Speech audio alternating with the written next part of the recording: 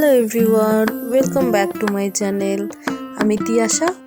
আজ আরেকটা নতুন ভিডিও নিয়ে তোমাদের কাছে চলে এসেছি। আজ আমি তোমাদের পেন্সিল স্কেচ করা শেখাবো। তো এরমভাবে দাগ দিয়ে তোমাদেরকে ফার্স্টে প্র্যাকটিস করতে হবে। কখনোই আমরা এরকম মোটা করে দাগ দেব না, সবসময় এরকম হালকা হালকা করে দাগ দেব, যাতে দাগগুলো এমনই হবে যে যেটার কোনো ডট দেখা যাবে না, যে দাগটা জাস্ট এরকম ডট দেখা যাবে না মাথায়। দেখো, শুধু একদম সফটভাবে দাগটা তোমাদেরকে দিতে হবে। এরকমভাবে ভালো করে তোমরা প্র্যাকটিস করে নেবে প্রথমে। এখন আমি তোমাদেরকে একটা পোর্ট্রেটে স্কেচ করে দেখাবো। আমি পোর্ট্রেটটা ড্র করতে করতেই স্কেচ করব।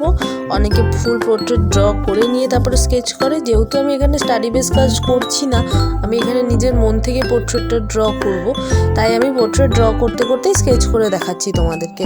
এখন আমি এখানে 4B দিয়ে কাজ করছি।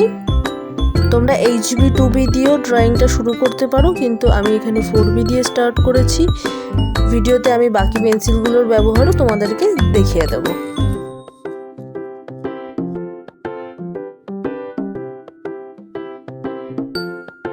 এখন আমি 2B দিয়ে কাজ করছি।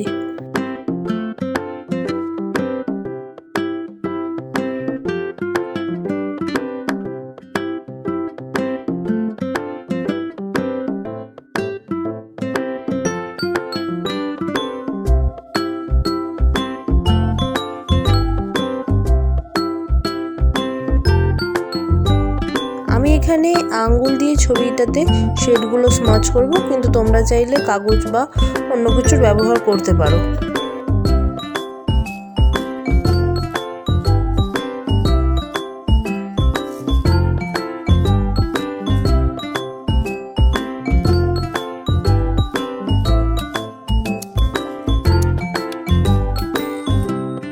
আমি এখন 6B এর সাহায্যে ছবির যেখানে যেখানে ডার্ক টোনের প্রয়োজন সেখানে সেখানে ডার্ক টোনটা দিয়ে নেব।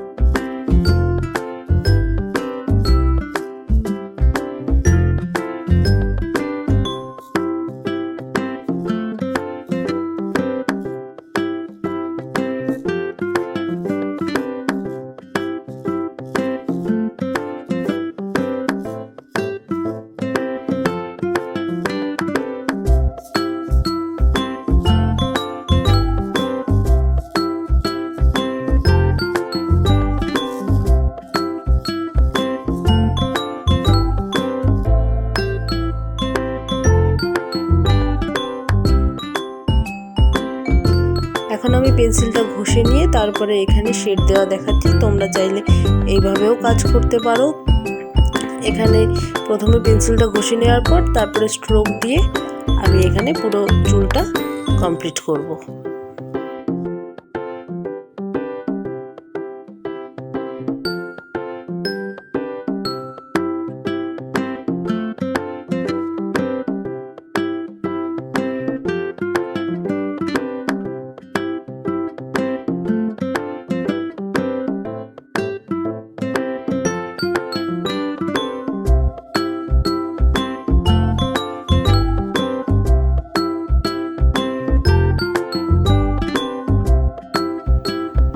এবার আমি 4B ইউজ করছি, যেটা দিয়ে আমাদের চুল তো সবসময় জড়ো থাকে না, একটু বেরিয়ে উস্কো খুস্কো হয়ে থাকে। তো সেই কাজটা করার জন্য আমি এখানে 4B ইউজ করেছি। তাছাড়া চোখে, ঠোঁটে, নাকের নিচে একটু একটু ডার্ক বাড়ানোর জন্য আমি 4B ইউজ করছি।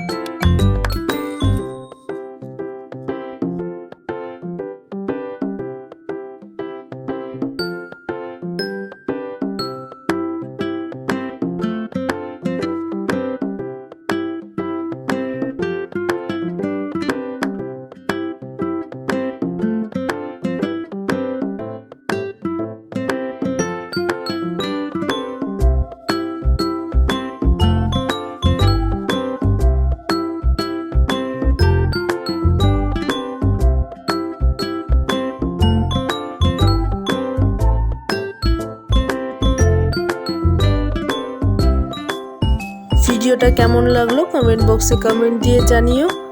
আর ভালো লাগলে অবশ্যই লাইক, শেয়ার আর সাবস্ক্রাইব করো। Thank you.